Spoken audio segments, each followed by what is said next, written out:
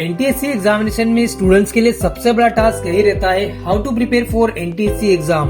दोस्तों यहाँ पर आपके साथ में कुछ स्ट्रेटेजी शेयर करने वाला हूँ एनटीएससी एग्जामिनेशन के लिए, जिससे अगर आप फॉलो करते हो तो डेफिनेटली आप एनटीएससी एग्जामिनेशन को क्वालिफाइड कर पाओगे।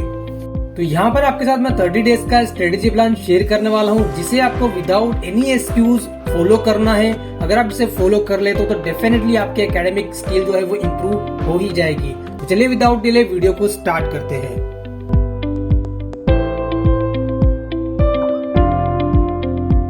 दोस्तों किसी भी एग्जामिनेशन की प्रिपरेशन करने से पहले उस एग्जामिनेशन का पैटर्न हमको पता होना जरूरी है। तो यहाँ पर हम लोग सबसे पहले एनटीएससी एग्जामिनेशन के पैटर्न को एक बार अच्छे से समझ लेते हैं।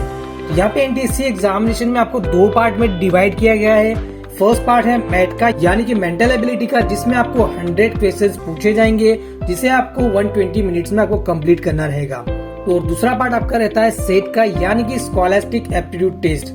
स्कॉलास्टिक एप्टीट्यूड में भी आपको 100 क्वेश्चन पूछे जाते हैं, जिसे आपको 120 मिनट में कंप्लीट करना रहता है। बेसिकली सेट को 3 सेक्शन में डिवाइड किया गया है, साइंस, सोशल साइंस और मैथमेटिक्स। साइंस में आपके 40 क्वेश्चंस रहेंगे, सोशल साइंस में 40 क्वेश्चंस रहेंगे और मैथमेटिक्स में 20 क्वेश्चंस रहेंगे। मैथ और सेट दोनों ही सेक्शन में यहाँ पर आपका ईच क्वेश्चन 1 मार्क का रहता है और दोनों ही सेक्शन में यहाँ पर किसी भी रॉन्ग आंसर का आपको नेगेटिव मार्किंग नहीं मिलता है। एनटीएससी स्टेज 1 की एग्जामिनेशन का दूसरा और सबसे इम्पोर्टेंट पार्ट है उस एग्जामिनेशन का सिलेबस। तो वैसे तो एनटीएससी एग्जामिनेशन का कोई भी प्रिस्क्राइब सिलेबस नहीं है, 9th और 10th क्लास का ही सिलेबस आपको पूछा जाता है। लेकिन आपको अगर अपने स्टेट के हिसाब से स्पेसिफिक सिलेबस चाहिए तो मुझे कमेंट सेक्शन में आपके स्टेट का नाम लिख करके भेज दीजिएगा। मैं आपको आपके स्टेट के हिसाब से स्पेसिफिक सिलेबस आपको मैं प्रोवाइड कर दूंगा। तो फाइनली बात कर लेते हैं how to prepare for NTSC stage 1 exam.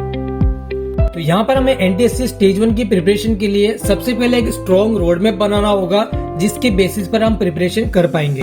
तो यहाँ पर हम लोग सबसे पहले बात कर लेते हैं मेंटल एबिलिटी की, यानी कि मैथ की। तो मेंटल एबिलिटी जो है वो आपका एनालिटिकल और लॉजिकल रीजनिंग बेस्ड सब्जेक्ट है। तो यहाँ पर आपको ज्यादा से ज्यादा प्रैक्टिस की रिक्वायरमेंट रहती है। तो प्रैक्टिस की रिक्वायरमेंट के हिसाब से यहाँ पर आपको मैं 2 बुक सजेस्ट कर सकता हूँ।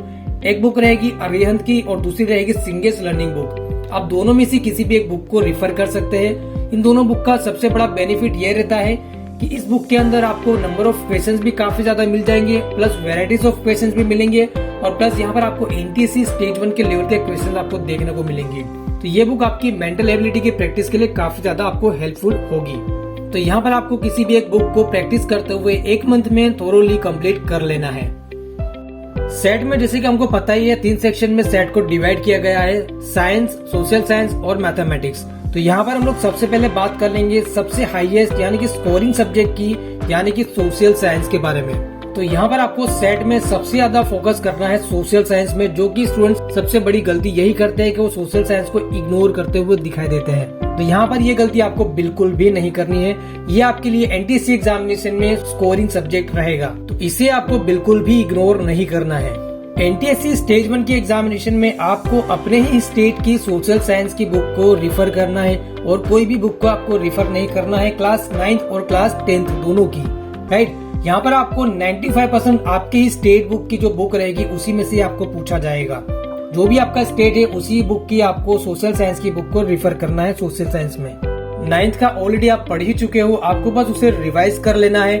10th क्लास का भी आपका 80% जो है सिलेबस कंप्लीट हो ही चुका है। बाकी का जो रिमेनिंग 20% है उसे आपको एनटीएससी के सिलेबस से मैच करके जो भी टॉपिक रिमेनिंग है उसे आपको अच्छे से कवर कर लेना है।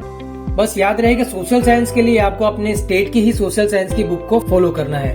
सोशल साइंस में आपको मैं एक और बोनस टिप यहाँ पर देना चाहूंगा कि जो भी अपनी स्टेट का या फिर अपनी कंट्री का करंट अफेयर जो है उसे भी आपको नोटिस में लेकर चलना है। स्पेशल जो भी पॉलिटिकल इन्फॉर्मेशन है उसे भी हमें नोटिस में लेकर के चलना है। और सबसे ज्यादा जो हाईलाइटेड पॉइंट रहेंगे अपनी कंट्री के या फिर अपने स्टेट के, उसे भी हमें नोटिस में लेकर के चलना है। उसके बारे में भी हमें इन्फॉर्मेशन होनी चाहिए, क्योंकि हर साल सोशल साइंस में जो भी हाईलाइटेड टॉपिक रहता है उसमें से आपको एक क्वेश्चन पूछा ही जाता है। तो इस चीज का भी आपको अच्छे से ध्यान रखना है।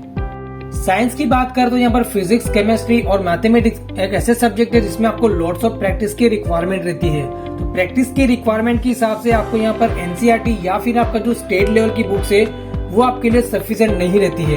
आपको उसे करना तो जरूर है, लेकिन वो आपकी प्रैक्टिस के लिए सफिशिएंट नहीं है। तो आपको अदर रिसोर्स की भी रिक्वायरमेंट रहती है। तो अगर आप यहाँ पर चाहे तो एलएन के एडवांस बैच के जो स्टडी मटेरियल रहते हैं उसे भी आप रिफर कर सकते हैं। आकाश का जो स्टडी मटेरियल है उसे भी आप रिफर कर सकते हैं।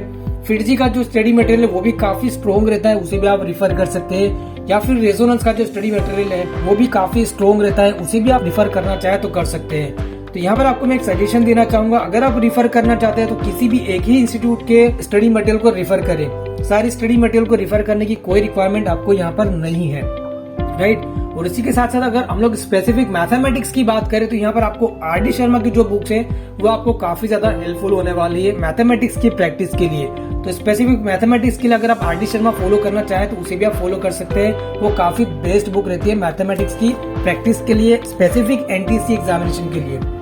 अब यहाँ पर वीडियो को और भी ज्यादा कंक्लूड कर लेते हैं, कितने दिन में आपको कौन सा सब्जेक्ट कंप्लीट करना है। लेकिन उससे पहले यहाँ पर हमको एक हैबिट है जो अप्लाई करना रहेगा 8 आवर डेली स्टडी का।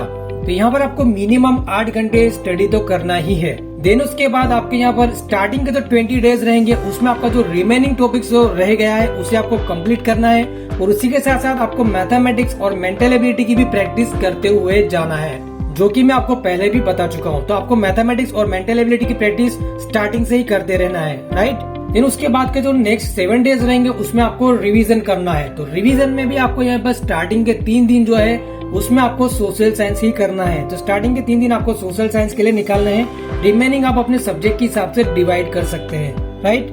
और उसके बाद के जो लास्ट 3 दिन रहेंगे उसमें आपको सैंपल पेपर और मॉक टेस्ट ही करने हैं। उसके अलावा आपको और कुछ भी नहीं करना है। सैंपल पेपर देने हैं और मॉक टेस्ट देने हैं, सैंपल पेपर देने हैं और मॉक टेस्ट देने हैं, दैट्स इट। एनटीएससी एग्जामिनेशन के सैंपल पेपर के लिए आपको यहाँ पर गूगल में आ जाना है और यहाँ पर यूआरएल में आपको डाल देना है topperstalk.com। जैसे आप यहाँ पर इस वेबसाइट पर आओगे आपको यहाँ पर आ जाना है ओलंपियाड के सेक्शन में और यहाँ पर एनटीएससी पे आपको क्लिक कर देना है। फिर उसके बाद आपको यहाँ पर फ्रंट में आपको देखने को मिल जाएगा NTSC exam simple paper with solutions. तो यहाँ पर आपको स्टेज 1 के पेपर भी मिल जाएंगे और स्टेज 2 के पेपर भी आपको मिल जाएंगे। सारे स्टेट के यहाँ पर आपको पेपर अवेलेबल मिलेंगे इस वेबसाइट पर। तो आपको यहाँ पर देख सकते हैं, यहाँ पर बिहार, चंडीगढ़, छत्तीसगढ़, यहाँ पर सारे स्टेट के सिंपल पेपर है। आपको यहाँ पर सिंपल पेपर पे क्लिक कर लेना है और डाउनलोड कर लेना है। उसी के साथ साथ यहाँ पर आंसर की और उसके सॉल्यूशंस भी दे रखे हैं, राइट। तो सारे स्टेट के यहाँ पर मैंने सिंपल पेपर भी दे रखे हैं और उसकी आंसर की भी दे रखी है, तो आप उसे यहाँ से डाउनलोड कर लीजिएगा। दोस्तों ये वीडियो आपको जरा सा भी हेल्पफुल लगा हो तो इसे लाइक कर लेना और एनटीएससी के फर्दर अपडेट्स के लिए चैनल को सब्सक्राइब जरूर से कर लीजिएगा। मिलते हैं नेक्स्ट वीडियो में, बने रहेगा मेरे साथ टॉपर्स टॉक में।